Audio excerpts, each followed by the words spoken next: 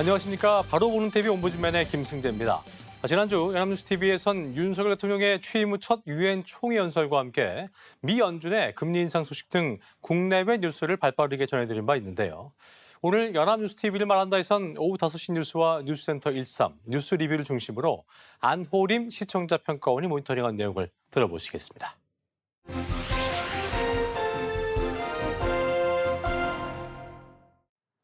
지난 15일 새벽 서울 지하철 2호선 신당역 화장실에서 20대 여성 영무원이 흉기에 찔려 살해당하는 끔찍한 사건이 있었습니다. 연합뉴스TV에서도 이번 사건과 관련한 다양한 형태의 보도를 이어가고 있는데요. 먼저 지난 15일 오후 5시 뉴스를 살펴보겠습니다. 오늘 새벽 앵커는 15일 새벽 서울 지하철 2호선 신당역 화장실에서 20대 여성이 흉기에 찔려 숨졌다는 멘트로 기사를 시작했습니다. 기사는 피해자가 병원으로 옮겨졌지만 숨졌다고 전했는데요. 피의자는 역에서 1시간 넘게 기다리다가 화장실로 들어가는 영무원을 쫓아가 범행을 저질렀다고 전했습니다. 피의자는 서울교통공사 전 직원이었던 30대 남성 전모 씨로 직장 동료였던 피해자를 지속적으로 스토킹해왔고 2차례나 고소를 당했었다고 전합니다. 지난 2월 피해자를 불법 촬영한 혐의로 재판에 넘겨져 다음 날인 16일 선고가 예정되어 있었다고 합니다. 경찰은 전 씨가 일회용 위생모를 쓴 채로 1시간 넘게 기다리는 등 사전에 범행을 치밀하게 계획했던 것으로 보고 있다고 합니다. 경찰은 전 씨에 대한 구속영장을 신청하고 신상 공개 여부를 검토하고 있다고 합니다. 지난 16일 오후 1시 뉴스센터 13에서는 신당역 살해 사건 피의자가 직위 해제 이후에도 내부망에 자유롭게 접속할 수 있었다며 서울교통공사의 대응에 대해 보도했습니다. 기사에 따르면 신당역 여성 영무원 살해범 A씨는 지난 2월 불법 촬영 등 혐의로 기소되었고 서울교통공사는 곧바로 A씨를 직위 해제했다고 합니다. 그런데 직위 해제 이후에도 A씨는 여전히 내부망 접속을 할 수 있어서 직원들의 소재지를 확인하는 게 가능했다고 합니다. 피해 여성이 근무지가 노출되는 것을 꺼렸지만 위험에 그대로 노출되어 있었고 결국 참변을 당하게 되었다고 합니다. 서울교통공사 측은 피해 여성이 A씨의 불법 촬영 등 스토킹 사실을 내부에 제대로 알리지 않았다는 입장을 밝혔다고 합니다. 직위 해제 이후 내부망 접속을 차단하는 것도 문제 삼기는 어렵다는 입장이었다고 하는데요. 한편 사건 다음 날 교통공사가 내부 직원들에게 보낸 상황 보고에 별다른 특이 사항이 없는 것으로 기록해 사건을 축소하거나 은폐하려는 지적도 나왔다고 합니다. 의혹에 대해 교통공사 측은 상황 보고는 열차 운행과 관련된 장애 등을 나타내는 것뿐이라는 입장을 내놨다고 합니다. 한편 지난 16일 오후 8시 뉴스 리뷰에서는 스토킹 살인 범죄가 일어나는 원인과 대책에 대해 알아봤습니다. 기사는 신당역 살인 사건의 가해자 전모 씨가 3년간이나 피해자를 스토킹하고 협박했지만 구속되지는 않았다고 전했습니다. 범인이 구속을 면한 이유는 형사소송법상 구속사유에 해당하지 않았고 회계사 자격증이 있는 등 직업의 안정성도 고려되었을 것이라고 전했습니다. 하지만 결국 스토킹 피해자와 가해자를 강제로 분리시키지 못해 이번 참극이 벌어진 것이라고 기사는 분석했습니다.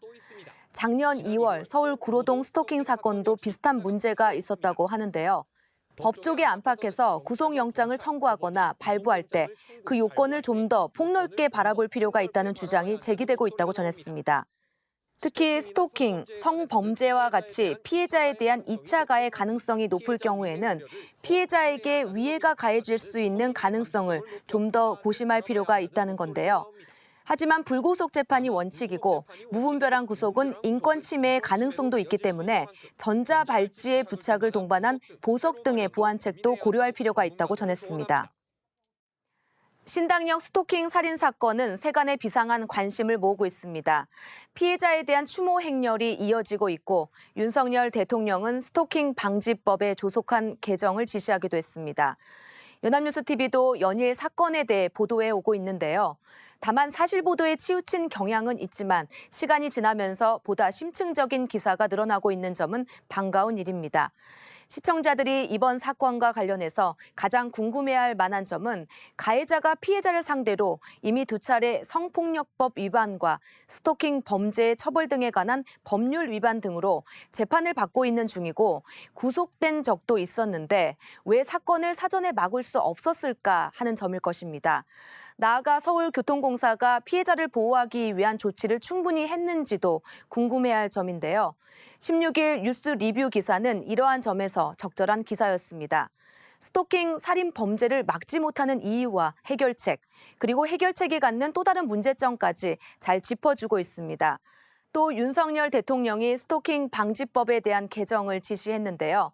현행 스토킹 방지법의 가장 큰 문제가 무엇이고 어떻게 보완하는 것이 좋을지에 대한 심층적인 기사도 필요해 보입니다.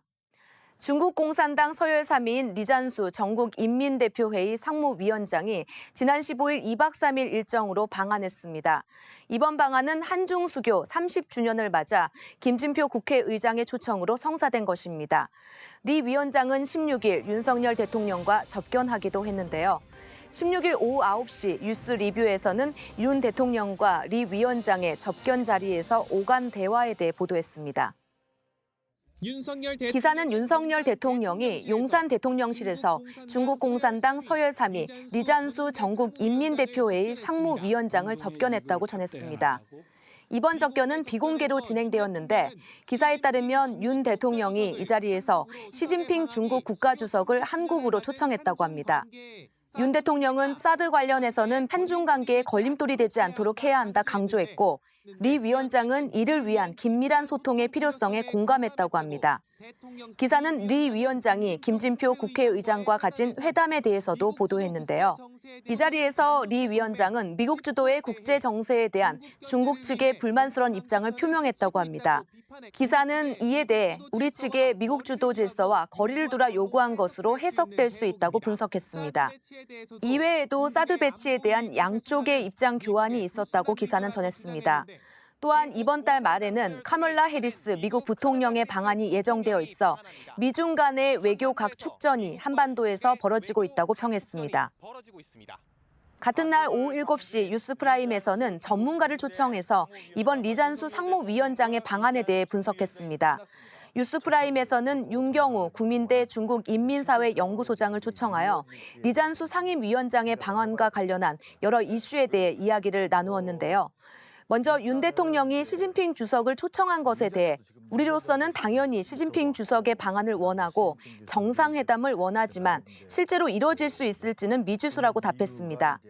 시 주석의 방안이 쉽지 않아 보이는 이유에 대해서는 무엇보다 중국 내 정치 상황이 이유라고 답했습니다. 다음 달에 중국 제20차 당대회가 예정되어 있는데 이번 당대회에서는 시 주석의 3연임 결정뿐 아니라 당 지도부의 결정, 향후 5년간 주요 정책 발표 등이 있을 예정이기 때문에 국내 일정이 매우 바빠서 현실적으로 가능하지 않다는 것입니다. 대신 대규모 사절단을 파견해서 한국을 중시한다는 메시지를 보낸 것으로 추측된다고 대답했습니다. 한편 사드 관련해서는 별다른 변화가 있지 않을 것으로 예측했습니다. 중국이 서열 3위 리 위원장과 함께 대규모 사절단을 보낸 것, 그리고 리 위원장이 LG 사이언스파크를 방문한 것 등 상징적인 행위라고 평가했습니다. 다음 달에 있을 당 대회에서 시진핑 주석이 3연임을 달성할 것이 유력시되는데 이것이 한국에 유리하게 작용할 것인지 여부에 대해 질문했는데요. 윤경우 소장은 현재 국제정세 하에서는 예측이 어렵다고 대답했습니다. 마지막으로 이번 방문이 한중 관계에 미칠 영향에 대해서는 침체되어 있는 양국 간의 관계를 개선하는 데 일정한 기여를 했을 것으로 추측된다고 답했습니다. 리잔수 위원장의 이번 방한은 오랜만에 이루어진 중국 고위 당국자의 방한인데다가 미중 간의 전략적 대결이 확대되어 가고 있는 국제 정세 하에서 미중 양국 모두와의 관계가 중요한 한국의 입장에서 큰 관심이 쏠릴 수밖에 없는 사안입니다. 연합뉴스TV에서도 리 위원장의 방한 전부터 이 사안에 대해 계속 보도해 왔었고 방한 이후에도 김진표 국회의장의 방문, 윤 대통령의 접견, LG 사이언스파크 방문 등의 리 위원장의 행보에 대해 연일 보도해 오고 있습니다. 하지만 짤막한 보도 기사가 대부분이었고 유일한 분석 기사는 뉴스프라임의 대담이었는데요. 대담은 17분이라는 TV 뉴스로서 상당히 긴 시간을 할애하여 심층적인 질문과 답변이 오갔습니다. 대담은 영상이라는 TV가 가진 장점을 잘 살리기 어려운 라디오에 더 잘 어울리는 포맷인데요. 짧지 않는 시간 동안 진행자와 초청 인사의 질문과 답변으로 일관되다 보니 시청자가 집중하기 어렵지 않을까 생각됩니다. 윤 대통령 간의 접견 내용이 속보로 나오는 도중에 이뤄진 보도이기 때문에 부득이한 점도 있겠지만 대담 내용을 토대로 자체에서 취재한 내용을 보태어 일목요연하게 시청자가 이해하기 쉬운 기사를 나중에라도 방송했으면 좋을 것이라는 아쉬움이 남습니다. 태풍 흰남노로 인해 창사 이후 최초로 포항제철소가 가동을 멈췄습니다.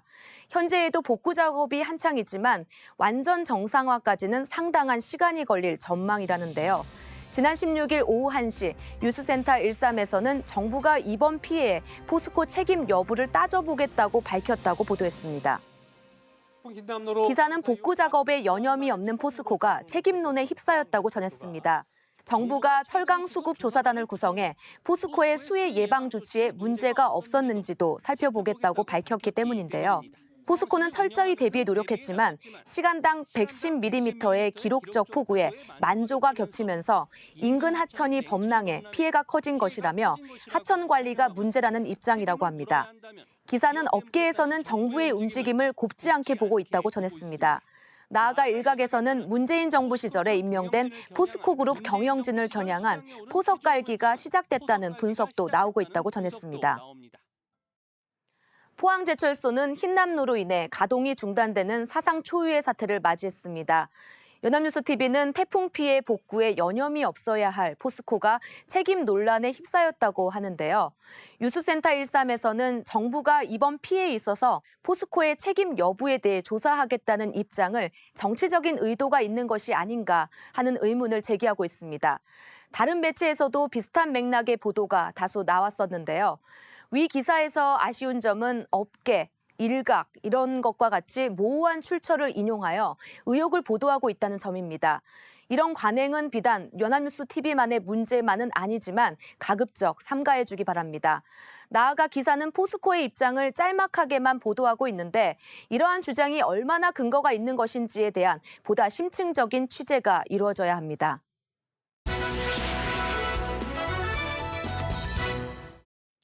네, 이번 시간은 주말에 방영되는 제작 프로그램을 대학생의 시선으로 분석하고 평가해보는 시간이죠. 캠퍼스 TV 리포트입니다. 이번 주에는 서강대학교 커뮤니케이션학과의 박수빈 학생과 함께하겠습니다. 어서 오십시오. 안녕하세요. 예, 반갑습니다.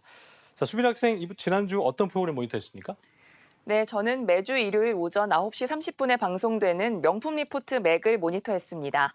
지난 18일 방송된 명품 리포트 맥 내 기업 기상도에서는 기회 잡은 맑은 기업과 외풍 불어 흔들린 기업을, 여의도 풍향계에서는 최근 들어 사자성어가 자주 언급되고 있는 정치권의 상황에 대해 다뤘습니다. 그럼 자세한 모니터 내용 지금부터 전해드리겠습니다.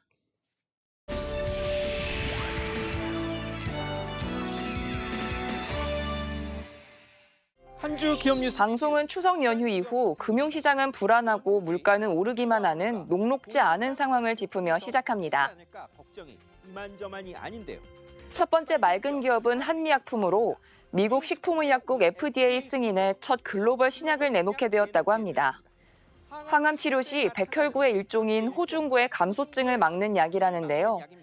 4분기에 출시하는데 시장 규모는 8조 원으로 10년의 노력 끝에 얻은 성과라고 합니다. 11월엔 비소세포 폐암 치료제 승인 여부도 결론난다고 합니다. 다음 맑은 기업은 오리온입니다. 9년 만에 과자값 인상을 발표했다는데요. 인상폭이 평균 15.8%나 된다고 합니다. 다만 원자재값 등이 안정화되면 값을 내리겠다는 약속을 해 눈길을 끌었다고 합니다. 다음은 흐린 기업입니다. 첫 흐린 기업은 포스코입니다. 연휴 없이 복구에 나섰지만 이 과정에서 100만 원 넘는 연휴 복구 일당이 들어 화제였다는데요. 문제는 쇳물을 철강제로 만들 열연 공장이 완전 복구에 몇 달 걸린다는 것이라고 합니다. 이미 심각한 공급망 충격이 더 번지는 일은 반드시 막아야 한다고 전합니다. 다음은 여의도 풍양계입니다. 최근 사자성어가 정쟁의 한복판에 자주 등장하고 있다는데요. 그 시작은 지난 6월 6일 지방선거 직후 벌어진 국민의힘 내홍 사태라고 합니다. 이준석 당시 국민의힘 대표의 우크라이나 방문을 놓고 자기 정치라고 비판한 정진석 의원과 이 전 대표 간 신경전이었다는데요. 정 의원은 설전 끝에 그저 웃을 뿐 답하지 않는다는 의미의 소위부답을 SNS에 올린 바 있다고 합니다. 꽤 오래 논쟁이 이어지고 있는 양두구육은 이 전 대표가 먼저 운을 띄웠다는데요. 이른바 내부 총질 문자 파동 다음 날이라 윤석열 대통령을 빗댄 것이 아니냐는 논란을 낳았다고 합니다. 양두구육을 기점으로 친윤계로 꼽히는 이철규 의원과도 사자성어 논쟁이 있었다는데요.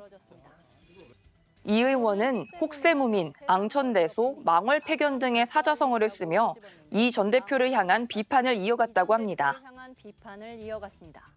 이렇게 갈등이 심화하며 국민의힘 긴급의원 총회에서는 이 전 대표의 추가 징계를 촉구하는 목소리가 나왔다고 합니다.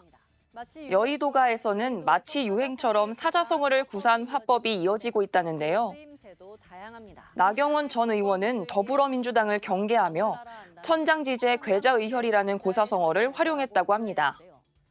천장 높이의 둑도 개미구멍 때문에 무너진다는 뜻이라고 합니다. 민주당 박범계 의원은 최근 문재인 전 대통령의 사절을 찾아 속은 비어있지만 겉은 곧고 단단하다는 의미의 중통외직이라는 말로 자신의 신념을 표현했다고 합니다.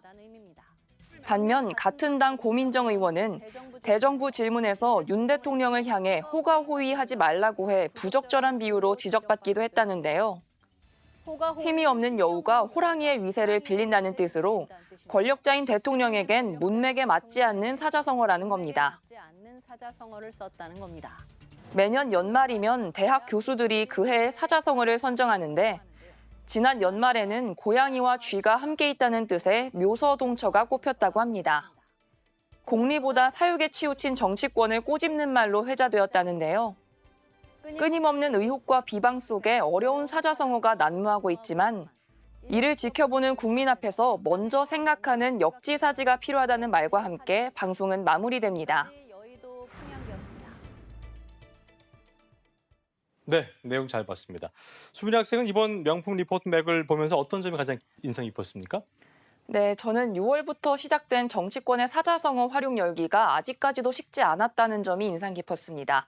서로를 비방하고 의혹을 제기하는 일에 힘을 쏟는 것보다는 방송에서 언급한 것처럼 국민의 입장에서 역지사지하는 심정으로 정치권이 화합의 방향으로 나아가야 한다고 생각합니다. 네, 좋은 생각이네요.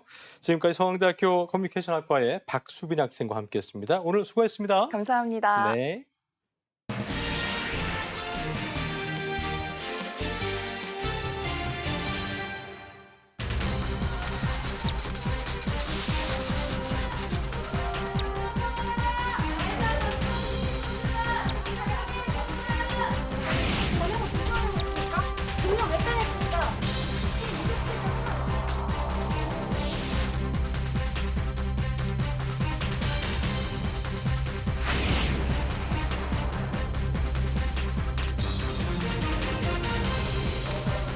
죄송하다는 말씀 말고 하실 말씀 없으십니까? 제가 진짜 미친 짓을 했습니다.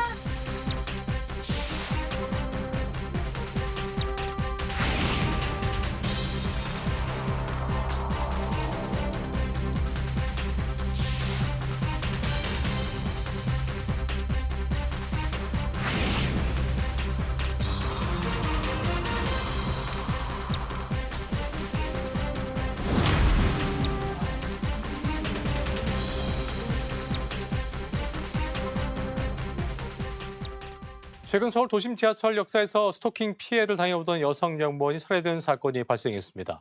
스토킹 범죄가 증가하고 스토킹 피해자들이 보복 범죄로 희생된 일이 반복되자 엄중한 처벌과 실효성 있는 대책을 요구하는 목소리가 커지고 있는데요. 오늘 TV와 비평에선 스토킹 처벌법의 문제점과 재발 방지책 등을 언론은 어떻게 보도하고 있는지 짚어보겠습니다. 도움 말씀에 명지대학교 디지털미디어학과 최선규 교수 자리했습니다. 어서 오십시오. 안녕하세요. 예. 자, 참으로 안타까운 사건이었습니다. 신당역 스토킹 살인 사건. 먼저 사건 개요부터 정리를 좀 해주시고요. 이번 사건을 놓고 법원과 경찰의 소극적인 대처가 비판을 받아오고 있는데 시민들 반응 어땠는지도 함께 짚어주시죠. 네. 경찰은 서울 지하철 신당역 여자 화장실에서 자신이 스토킹하던 20대 여성 영무원을 살해한 혐의로 구속된 전주환의 신상 정보를 지난 19일 공개했습니다. 전 씨는 지난 14일 오후 9시께 서울 신당역에서 순찰하던 영무원 B 씨의 흉기를 휘둘러 살해한 혐의를 받고 있습니다. 전 씨는 범행 당일 서울 증산역과 구산역에서 B 씨의 근무지와 예전 주거지 등을 확인하고 주거지 인근을 배회했습니다. 아울러 범행하기 전 신당역에서 B 씨를 1시간 넘게 기다리기도 했습니다. 이를 종합해 경찰은 전 씨의 혐의를 기존 형법상의 살인에서 특정범죄 가중처벌법 등에 관한 법률상 보복 살인으로 변경했습니다. 전 씨와 B 씨는 서울교통공사 입사 동기였습니다. 전 씨는 지난해 10월 B 씨에게 불법 촬영 영상과 사진을 전송하며 이를 유포하겠다고 협박했습니다. B 씨는 전 씨를 경찰에 신고하며 신변 보호를 요청했습니다. 경찰은 전 씨에 대한 구속영장을 신청했지만 법원은 이를 기각했습니다. 이후 경찰이 B 씨에 대한 신변 보호 활동을 했으나 1개월로 끝났습니다. 전 씨는 성폭력 범죄 처벌에 관한 특례법 위반, 스토킹 처벌법 위반, 정보통신망법 위반 등 혐의로 재판에 넘겨졌습니다. 검찰은 지난달 18일 서울 서부지법에서 열린 결심 공판에서 징역 9년을 구형했고 지난 15일 1심 선고가 내려질 예정이었습니다. 전 씨는 선고를 하루 앞두고 범행을 저지른 것입니다. 언론들은 신당역 살인사건은 국가가 스토킹 범죄의 심각성을 인식하고 선제적으로 대처했더라면 일어나지 않았을 일이라고 한 목소리로 질책하고 있습니다. 구속영장을 기각한 법원과 피해자가 원하지 않고 추가 위험이 없다는 이유로 신변보호 조치를 연장하지 않은 경찰에도 책임이 있다는 것입니다. 지난 15일 오후 서울 중구 신당역 10번 출구 앞에는 추모 공간이 마련됐습니다. 지난 14일 신당역 여자 화장실에서 살해된 20대 영무원 B 씨를 추모하기 위한 것입니다. 추모 공간에는 여러 장의 대자보와 시민들이 쓴 추모 메시지가 붙었습니다. 잔혹한 범행을 규탄하는 목소리와 불법 촬영, 스토킹 등에 대한 근본적인 해결책을 촉구하는 목소리들이었습니다. 한 시민이 붙인 대자보에는 확실한 처벌과 개선이 없다면 더 이상 국가와 사회의 미래를 기대할 수 없을 것이라고 쓰여 있었습니다. 예. 자, 현재 있는 스토킹 처벌법은 유명무실하다는 비판과 지적이 일고 있는데요. 피해자 보호의 실효성을 담보할 수 있는 대책 등에 대해서 언론이 어떻게 보도를 하고 있습니까? 네. 스토킹 처벌법은 지난해 10월 시행됐지만 스토킹 가해자가 피해자를 살해하는 범죄는 꾸준히 이어지고 있습니다. 지난해 11월 서울 중구의 한 오피스텔 주차장에서는 전 여자친구의 스토킹 신고에 앙심을 품고 신변 보호를 받던 전 여자친구를 살해하는 사건이 발생했습니다. 같은 해 12월에는 송파구에서 경찰 신고에 보복을 결심한 뒤 흥신소를 통해 피해자의 주소지 등 개인정보를 알아내 신변 보호를 받던 여성의 어머니를 살해한 사건도 발생했습니다. 연합뉴스는 스토킹 처벌법 시행으로 이전보다 강화된 제재 조치와 피해자 신변 보호 조치가 모두 이루어져도 번번이 스토킹이 강력 범죄로 이어지는 것을 막아내지 못했다고 전했습니다. 이에 입법을 통해 현행법의 한계를 보완하는 한편 경찰, 검찰, 사법부 등이 스토킹을 중대범죄로 인식하고 적극적으로 공권력을 행사해야 한다는 전문가들의 지적이 나오고 있다고 보도했습니다. 앞서 말씀드린 대로 신당역 스토킹 살인사건 피의자 전주환의 불법 촬영 혐의 구속영장 등을 지난해 법원이 기각한 사실이 알려진 뒤 이번 사건에 법원의 책임도 있다는 지적이 이어지고 있습니다. 스토킹 등 2차 가해나 강력 범죄로 비화될 가능성이 큰 범죄들의 경우 피해자 보호를 좀 더 고려했어야 한다는 것입니다. 이에 대법원은 구속 제도를 개선하겠다고 밝혔다고 경향신문이 지난 20일 보도했습니다. 대법원은 현행 인신 구속 제도는 구속과 불구속이라는 일도 양단식의 결정만 가능한 구조로 구체적 사안마다 적절한 결론을 도출하는 데는 한계가 있다면서 구속영장 단계에 조건부 석방제도를 도입해 일정한 조건으로 구속을 대체할 수 있도록 하겠다고 밝혔습니다. 가해자를 불구속 수사하는 경우 위치 추적 전자장치 부착이나 피해자 접근 금지 명령 등 일정한 조건을 붙이자는 것입니다. 그렇군요. 자, 이번 사건으로 스토킹 처벌법을 개정해야 한다는 목소리도 커지고 있는 상황인데요. 관계기관의 움직임과 해외의 스토킹 처벌, 범죄 처벌법 등을 언론이 어떻게 보도했는지도 짚어보죠. 네. 정부는 스토킹 처벌법에서 피해자가 원하지 않으면 처벌할 수 없는 반의사 불벌죄 조항부터 폐지하는 방안을 추진하고 있습니다.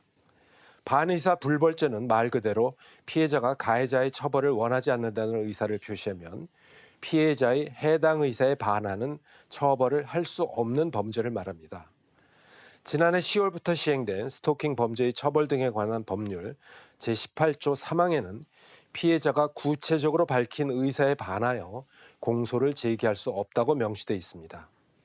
해당 조항에 따르면 가해자가 피해자를 협박해 합의 처리를 요구하거나 피해자가 신고에 대한 가해자의 보복이 두려워 처벌을 포기하는 경우가 생길 수 있습니다. 피해자가 범죄에 재노출될 위험이 있다는 이유로 줄곧 폐지가 주장된 조항이기도 합니다. 신당역 사건 발생 이후 반의사 불벌죄 조항 삭제가 국회에서 본격 논의되기 시작했다고 언론들은 보도했습니다. 스토킹 범죄에서 피해자 보호장치를 강화해야 한다는 목소리도 나오고 있습니다. 20여 년 전 스토킹 처벌법을 먼저 도입한 영국은 피해자 신변 보호에 방점을 둔 제도적 장치 마련에 적극적입니다. 경찰이 추가 피해 우려가 크다고 판단하면 최소 2년 이상 보호명령을 법원에 신청할 수 있습니다. 또 가해자가 보호명령을 위반하면 징역 5년에 처할 수 있습니다. 이에 반해 현재 우리나라의 스토킹 처벌법상 긴급 응급조치는 한 달을 넘을 수 없고 최대 유치장이나 구치소에 유치할 수 있는 잠정조치도 6개월까지만 가능합니다. 이를 어길 시에 처벌 수위도 1,000만 원 이하의 과태료 수준에 불과합니다. 스토킹 가해자에 대한 적극적인 감시 수단이 필요하다는 목소리도 커지고 있습니다. 이른바 GPS 장치라고 하는데 가해자, 피해자, 경찰이 똑같은 기계를 가지고 둘 사이의 간격이 좁아지면 경보가 울리는 방식입니다. 미국, 프랑스, 호주에서 이미 시행되고 있는 제도입니다.